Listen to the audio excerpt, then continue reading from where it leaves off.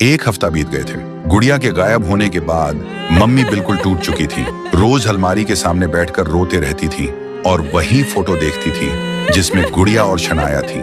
फिर एक दिन मम्मी हॉस्पिटल गई और पापा के सामने रोते हुए बोली, पहले शनाया गई थी, फिर तुम कोमा में, अब गुड़िया भी चली गई वही अलमारी में। अब मैं बिल्कुल अकेली रह गई हूँ। तभी पापा की आंखों में आंसू आते हैं और उस दिन पहली बार पापा के हाथ हिलने लगे थे, क्योंकि पापा सोच रहे थे वही 7 साल पुरानी बात। 7 साल पहले शनाया घर में अकेली थी। मम्मी और पापा किसी काम से बाहर गए थे। शनाया ने अलमारी के अंदर से एक पुरानी किताब निकाली थी, वही किताब जो पापा को उनके दादाजी ने दी थी और कहा था इसे कभी मत खोलना। लेकिन शनाया ने वो किताब खोल ली और उसमें एक पेज में लिखा था, यह अलमारी नहीं, एक दूसरी दुनिया का रास्ता है, एक जन्नत का रास्ता। शनाया बोली, वाह, ये तो कमाल की किताब है, और वो अलमारी में घुस गई। जैसे ही अंदर गई, अलमारी का दरवाजा अपने आप बंद हो गया।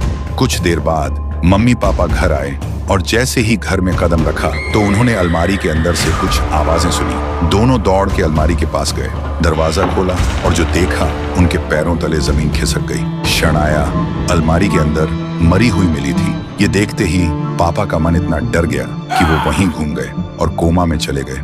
अब मम्मी सब कुछ समझ चुकी थी। वो अलमारी एक श्रापित द्वार है, एक नरक का रास्ता।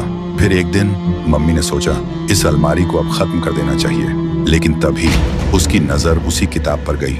उसने वहीं राज पढ़ा। अब मम्मी और भी समझ गई थी, ये सब इस किताब की वजह से हुआ है। मम्मी ने तुरंत वो किताब को आग में जला देती है और जैसे ही किताब जल के राख बन गई, घर के अंदर से आवाज आई, मम्मी मम्मी मम्मी आप कहाँ हो? तभी हॉस्पिटल से फोन आता है। डॉक्टर बोलते हैं आपके हस्बैंड होश में आ गए हैं। सुनते ही मम्मी रो पड़ी, लेकिन खुशी के आंसू थे।